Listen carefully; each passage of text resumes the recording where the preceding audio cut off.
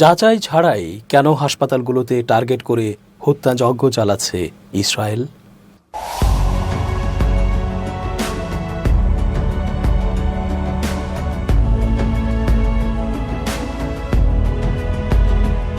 আসসালামু আলাইকুম প্রিয় দর্শক, আমন্ত্রণ আজকের আলোচনায়। চেঞ্জ টিভির আন্তর্জাতিক চোখ অনুষ্ঠানে এস.জে. রতন স্বাগত জানাচ্ছি। ইসরায়েলি বাহিনীর সাধারণ একটি ধারণা হচ্ছে, সাধারণ বেসামরিক নিরীহ মানুষদেরকে, বিশেষ করে হাসপাতালে অসুস্থ থেকে চিকিৎসা নেওয়া রোগীদের উপর ভর করে হামাস সদস্যরা নিজেদের জীবন বাঁচিয়ে চোরাগোপ্তা হামলা চালাতে পারে ইসরায়েলি বাহিনীর ওপর, যা একেবারে মিথ্যে। এটা তারা নিজেরাও প্রমাণ করে দেখেছে। তাদের নাকি চৌকস গোয়েন্দা সংস্থা মোসাদ আছে। তাহলে তারা কি খোঁজ খবর নিয়ে তারপর হামলা করতে পারে না? আসলে বিষয়টি তা নয়। তারা সবই জানে। তারা এও জানে হামাস সংগঠনটি আল্লাহ ছাড়া আর কাউকে ভয় করে না। এছাড়া তারা মৃত্যুকে পরোয়া করে না। মৃত্যুকে তারা শহীদি উপহার হিসেবে মানে।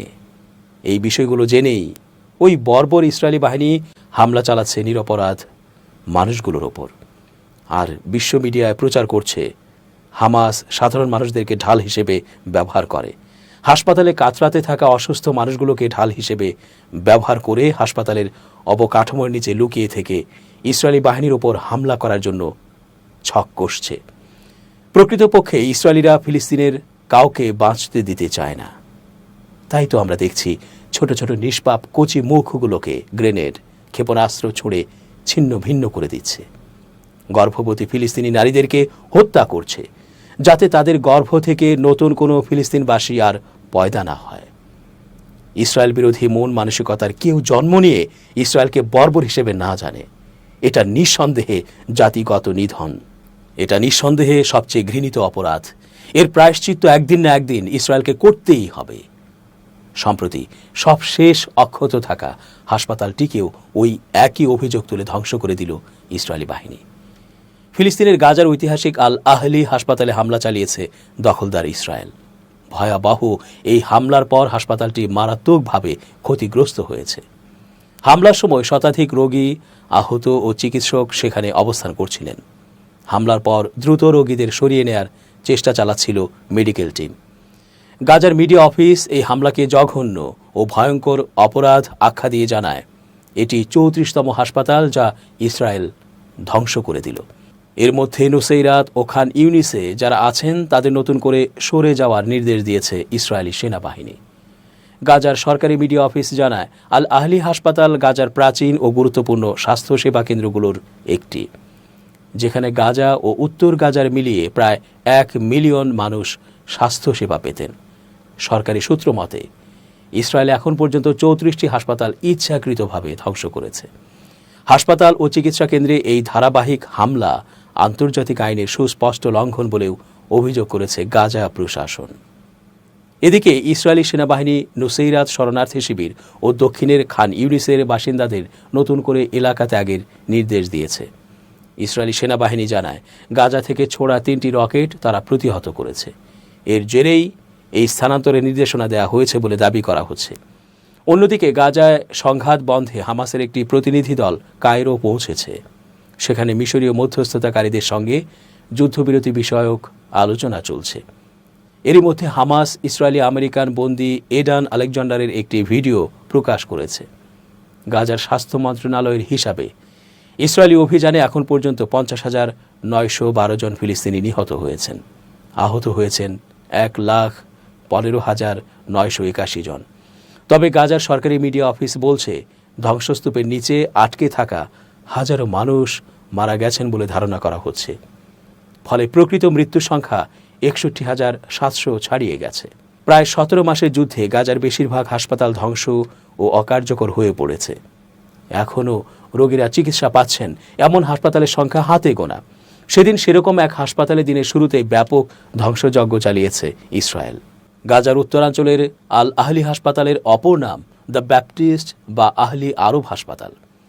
চিকিৎসার পাশাপাশি যুদ্ধের শুরু থেকেই হাজারো গাজাবাসী উত্তর গাজার এই হাসপাতালে মাথা গোঁজার ঠাঁই পেয়ে এসেছেন। এই হামলায় কেউ হতাহত না হলেও হাসপাতালের ব্যাপক ক্ষতি হয়েছে। এমন সময় এই হামলা এলো যখন ত্রাণ সংস্থাগুলো ও জাতিসংঘ হুঁশিয়ারি দিয়েছে যে গাজায় হতাহতের সংখ্যা দ্রুত বাড়ছে এবং একই সঙ্গে কমে আসছে জরুরি ওষুধ ও অন্যান্য চিকিৎসা উপকরণ। গাজার সিভিল ডিফেন্স রেস্কিউ এজেন্সি জানিয়েছে বোমা হামলায় সার্জারি ভবন ও আইসিইউ এর অক্সিজেন উৎপাদন স্টেশন ধ্বংস হয়েছে। সংস্থাটি জানায় হামলার মাত্র কয়েক মিনিট আগে ইসরায়েলি সেনাবাহিনী হাসপাতাল ছেড়ে যাওয়ার হুঁশিয়ারি দেয়। হামলার পর তোলা ছবিতে ঘটনাস্থলে বিশাল আকৃতির কংক্রিটের স্ল্যাব ও বেঁকে যাওয়া ধাতুর টুকরা ছড়িয়ে ছিটিয়ে থাকতে দেখা যায়। বিস্ফোরণের দমকে হাসপাতালে একটি ভবন ফুটো হয়ে গেছে, লোহার দরজাগুলো পাল্লা থেকে বিচ্ছিন্ন হয়ে গেছে। ইরাকের এক সম্প্রচার কেন্দ্র জানিয়েছে তাদের একটি টিভি ভ্যানও এই হামলায় ক্ষতিগ্রস্ত হয়েছে। গেল শনিবার ইসরায়েলি প্রতিরক্ষা মন্ত্রী ইসরায়েল কার্জ ঘোষণা দেন সামরিক বাহিনী দক্ষিণের রাফা ও উত্তরের খান ইউনিসের মধ্যবর্তী মোরগ অ্যাক্সিস বা মোরগ করিডোরের সম্পূর্ণ নিয়ন্ত্রণ নিয়েছে। এই অঞ্চলের দখল নেয়ার পরই সামরিক বাহিনী তাদের অভিযানের সম্প্রসারণ ঘটিয়েছে বলে জানান কার্জ। মোরগ অ্যাক্সিস দখলের ফলে রাফা এখন কার্যত গাজার বাকি অংশ থেকে পুরোপুরি বিচ্ছিন্ন হয়ে পড়েছে। রোববার গাজার কেন্দ্রে অবস্থিত দেইর এল বালাহ শহরে পৃথক এক হামলায় একই পরিবারের 6 ভাইসহ মোট 7 ফিলিস্তিনি নিহত হয়েছেন। প্রত্যক্ষদর্শী মাহমুদ আবু আমশা এএফপিকে বলেন, নিহতরা ত্রাণ বিতরণে ব্যস্ত ছিলেন। তারা শিশু বা কারা নিহত হচ্ছে সেটা নিয়ে চিন্তিত নয়, নিহতরা বাস্তুচ্যুত মানুষের মাঝে ত্রাণ বিতরণ করছিলেন, জানান তিনি। ইসরায়েলি সামরিক বাহিনীর সতর্ক বার্তা পেয়ে রোগী, তাদের আত্মীয় স্বজন ও চিকিৎসা কর্মীরা দ্রুত আল আহলি হাসপাতাল ছেড়ে যায়। অনেকেই আশেপাশের সড়কগুলোতে আটকা পড়েন। হাসপাতালে আশ্রয় নিয়েছিলেন নায়লা ইমাদ, যার বয়স 42। তিনি বলেন, আমরা কোনো মতে হাসপাতালের ফটক পর্যন্ত পৌঁছাতে না পৌঁছাতেই তারা বোমা বর্ষণ শুরু করে। অনেক বড় বিস্ফোরণ হয়েছিল। এখন আমি আর আমার সন্তানরা রাস্তায়। এই যুদ্ধে আমরা অন্তত 20 বার আশ্রয় ছেড়ে পালাতে বাধ্য হয়েছি। হাসপাতাল ছিল আমাদের শেষ ভরসার জায়গা, জানান তিনি। যথারীতি ইসরায়েলি সামরিক বাহিনী আত্মবিশ্বাস নিয়ে দাবি করেছে ওই হাসপাতালের কম্পাউন্ডকে হামাসের কর্মীরা নিয়ন্ত্রণ কেন্দ্র হিসেবে ব্যবহার করছিল। হামাস ইসরায়েলি হামলাকে বর্বরোচিত অপরাধ বলে অভিহিত করে এর নিন্দা জানিয়েছে। হামাস ওই হাসপাতালকে সামরিক কাজে ব্যবহারের দাবি অস্বীকার করে বলেছে, যুক্তরাষ্ট্রের প্রত্যক্ষ সমর্থন নিয়ে ইসরায়েল এই হামলা চালিয়েছে। হামাস ইসরায়েলের যুদ্ধবিরতি আলোচনায় মধ্যস্থতাকারীর ভূমিকা পালনকারী কাতার এই হামলাকে নিন্দনীয় অপরাধ বলে অভিহিত করেছে। আন্তর্জাতিক মানবিক আইনে সুরক্ষিত অবস্থান বলে বিবেচিত হলেও 2023 সালের 7 অক্টোবর শুরু হওয়া যুদ্ধে গাজা উপত্যকার 36টি হাসপাতাল বারবার ইসরায়েলি হামলার শিকার হয়েছে। 2023 সালের 17 অক্টোবর আল আহলি হাসপাতালের গাড়ি পার্কিংয়ের জন্য নির্ধারিত জায়গায় বোমা বিস্ফোরণে অসংখ্য মানুষ হতাহত হয়েছিল। ত্রাণ সংস্থাগুলো ও জাতিসংঘ জানিয়েছে গাজার 36 হাসপাতালের মধ্যে বেশিরভাগই বর্তমানে অকার্যকর রয়েছে। গত মাসে ইসরায়েলি বাহিনী গাজায় কয়েকটি অ্যাম্বুলেন্সে এলো পাতাড়ি গুলিবর্ষণ করলে 15 জন চিকিৎসা কর্মী ও উদ্ধারকারী নিহত হন। আন্তর্জাতিক মহলে নিন্দার ঝড় উঠলেও এই ঘটনার জন্য দায়ী ব্যক্তিরা এখনও শাস্তি পাননি। গাজার স্বাস্থ্য মন্ত্রণালয় জানিয়েছে 18 মার্চ যুদ্ধবিরতি লঙ্ঘন করে নতুন করে গাজায় ইসরায়েলি হামলা শুরুর পর 1574 ফিলিস্তিনি নিহত হয়েছেন। সব মিলিয়ে নিহতের সংখ্যা 50,944। নিহতদের বেশিরভাগই নারী ও শিশু। তবে এরই মধ্যে নতুন করে ফিলিস্তিনের পক্ষে কথা বলছে ফ্রান্স সহ নানা রাষ্ট্র। ইসরায়েলের হত্যাযজ্ঞকে বৃদ্ধাঙ্গুলি দেখিয়ে তারা স্বীকৃতিও দিচ্ছে ফিলিস্তিনকে। ফরাসি প্রেসিডেন্ট ইমানুয়েল ম্যাক্রো জানিয়েছেন জুনে ফিলিস্তিনকে আনুষ্ঠানিক স্বীকৃতি দিতে পারে তার দেশ। গেল বুধবার এই তথ্য জানিয়েছে রয়টার্স। ম্যাক্রো আরও জানান, ফ্রান্সের এই সিদ্ধান্তের হাত ধরে মধ্যপ্রাচ্যের কয়েকটি দেশ ইসরায়েলকে স্বীকৃতি দেবে, যা তারা এখনও দেয়নি। ফ্রান্স 5 টিভিকে দেয়া সাক্ষাৎকারে ফরাসি প্রেসিডেন্ট বলেন, আমাদেরকে ফিলিস্তিন রাষ্ট্রের স্বীকৃতি দেওয়ার প্রক্রিয়া নিয়ে এগিয়ে যেতেই হবে। আগামী কয়েক মাসের মধ্যে আমরা তা করব। তবে আমি এটা কাউকে খুশি করার জন্য করছি না। আমি এটা করব কারণ কোনো এক পর্যায়ে এটাই সঠিক সিদ্ধান্ত হিসেবে বিবেচিত হবে।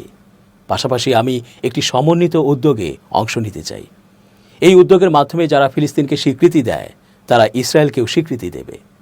তাদের অনেকেই এখন এই কাজটি করছে না, বলেন তিনি। প্রায় 150টিরও বেশি দেশ ইতোমধ্যে ফিলিস্তিনকে একটি সার্বভৌম রাষ্ট্রের স্বীকৃতি দিলেও যুক্তরাষ্ট্র, যুক্তরাজ্য, ফ্রান্স, জার্মানি ও জাপান সহ বেশিরভাগ পশ্চিমা শক্তিশালী রাষ্ট্র এখনও দেশটিকে স্বীকৃতি দেয়নি। ইসরায়েলকে স্বীকৃতি না দেয়া আরব দেশের মধ্যে আছে সৌদি আরব, ইরান, ইরাক, সিরিয়া ও ইয়েমেন। ম্যাক্রো বলেন, আমাদের লক্ষ্যমাত্রা হচ্ছে জুনের কোনো এক সময় সৌদি আরবকে পাশে নিয়ে একটি সম্মেলনের আয়োজন করা, যেখানে আমরা বেশ কয়েকটি দেশের এবং ইসরায়েল ফিলিস্তিন উভয় দেশকেই স্বীকৃতি দেওয়ার প্রক্রিয়া চূড়ান্ত করব। দর্শক, আজ এ পর্যন্তই। শুভকামনা। change tv.press, এক ফোঁটা হলুদ নেই।